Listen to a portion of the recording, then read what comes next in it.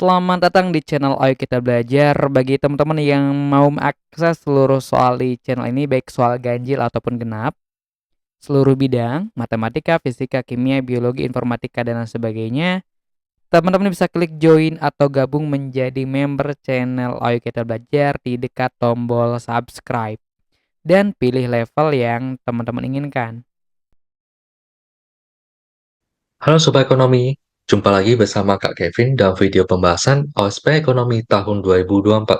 So, di video kali ini kita akan membahas soal nomor 7. Pak Udin baru saja pensiun di usia 56 tahun setelah bekerja di salah satu perusahaan ternama. Beliau menginginkan hari tua yang nyaman dan aset sebesar 3 miliar. Beliau merasa yakin hal ini dapat tercapai. Beliau menikah di usia 37 tahun dan ternyata anak beliau yang pertama masih akan memasuki universitas lokal ternama yang ditotal dengan biaya sampai lulus 500 juta rupiah. Sedangkan anak keduanya yang kuliah di luar negeri dengan biaya kurang lebih 1,5 miliar.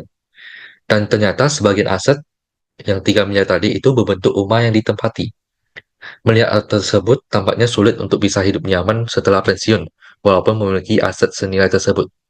Dan jika income rata-rata Pak Udin per bulan itu 20 juta rupiah, dengan pengeluaran rutin rumah tangga bulanan sebesar 10 juta rupiah, maka bagaimana cara terbaik untuk menyiapkan dana pensiun bagi Pak Udin ini?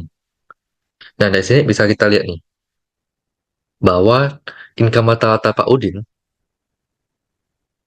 per bulannya itu kan kurang lebih ada 20 juta.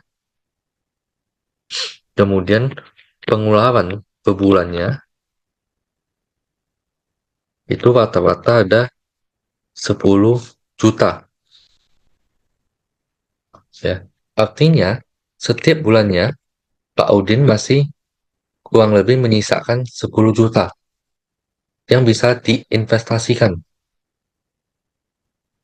Nah, kalau kita lihat di dalam kasus soal ini, dibilangkan beliau menikah di usia 37 tahun, terus dia baru akan pensiun di usia 56 tahun.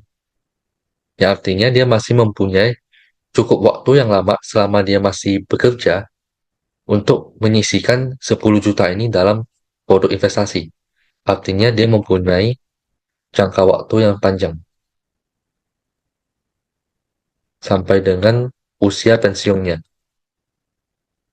Nah, kalau jangka waktunya panjang, maka biasanya jenis investasi yang bisa digunakan salah satunya adalah dari segi saham yang cocok untuk investasi secara jangka panjang sambil menunggu hingga dia usia di masa pensiun 56 tahun. Kalau kita lihat di pilihan, pilihan A mengurangi pengeluaran dan hidup seminimal mungkin. Ini kurang tepat nih, karena tidak ada pembahasan mengenai investasi. Kalau dia cuma hanya menyimpan uangnya, maka tentunya nilai nominal uangnya itu secara nominal akan bertambah, namun secara real akan semakin berkurang seiring dengan meningkatnya time value of money. Kemudian yang B hanya berinvestasi di aset berisiko rendah. Nah, kalau aset berisiko rendah tentunya return yang didapatkan juga akan rendah. Jadi, misalkan dia cuma investasi kayak tabungan, deposito, maka dalam jangka panjang nilai real uangnya itu akan habis dikalahkan oleh time value of money. Kemudian C, tidak usah menyiapkan nanti saat pensiun ditanggung oleh anak, ini kurang tepat. Kemudian D, menabung saham 3 juta per bulan. Nah, ini bisa menjadi salah satu opsi nih. Apalagi kalau jika Pak Udin ini ingin hidup dengan nyaman di usia pensiun. Kemudian yang E, menabung emas 1 juta per bulan. Nah, ini bisa jadi. Cuma di sini karena dia hanya 1 juta, kalau kita asumsikan 1 juta itu cukup sedikit. Ya, dia mempunyai 10 juta yang bisa diinvestasikan. Namun dia hanya mengalokasikan 10% di emas.